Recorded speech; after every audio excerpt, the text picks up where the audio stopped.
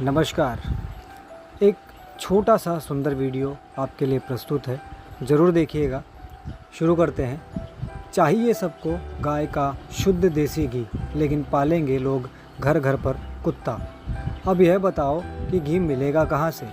या तो केमिकल डालकर बनाया जाएगा, नहीं तो कुत्ते से निकाला हुआ घी खाओ। क्यों मांग करते हो गाय के शुद्ध देसी घी की? आजकल पशु प्रेमी या एनिमल लवर उन्हें ही बोला जाता है जो कुत्ते के साथ जीभ से जीभ डालकर फ़ोटो खिंचाएं, उन्हीं के साथ सोएं और भोजन करें। मतलब पहले सब पशु हत्यारे थे मानो।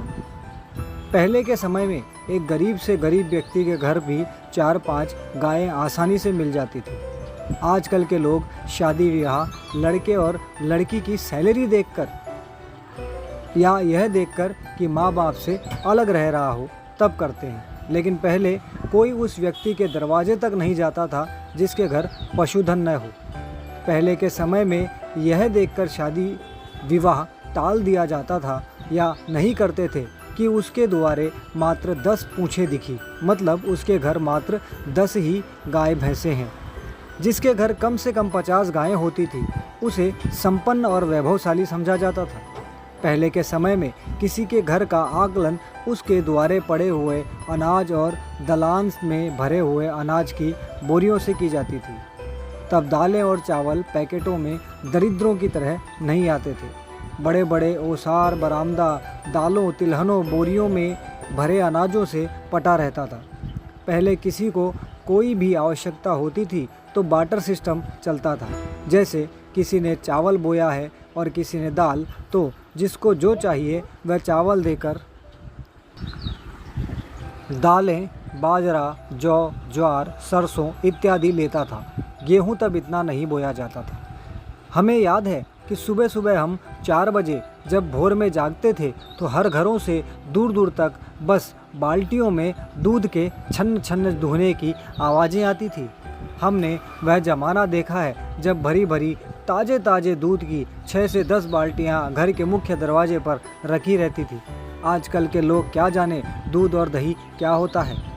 बोरसी में आग सुलगाकर कच्चा दूध पूरे पूरे दिन भर मटके में खौलता रहता था, लाल हो जाता था पूरा।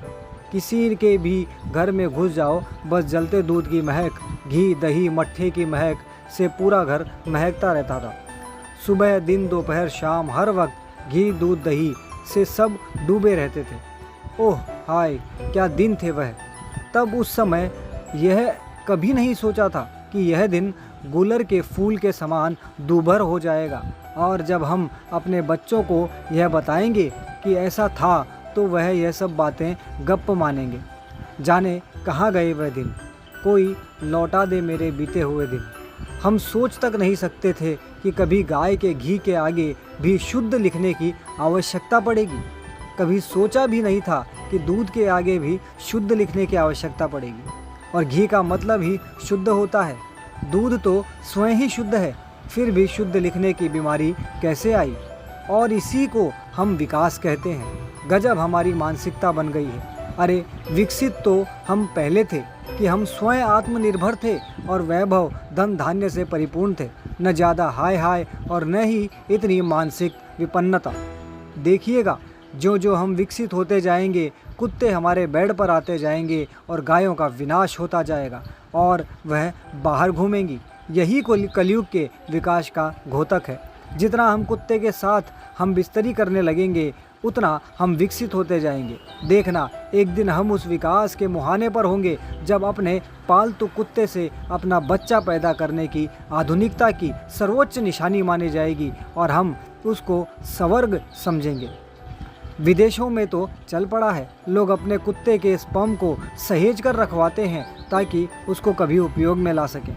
सब होगा, देखते जाइए। कलयुग अपना वर्चस्व अवश्य दिखाएगा।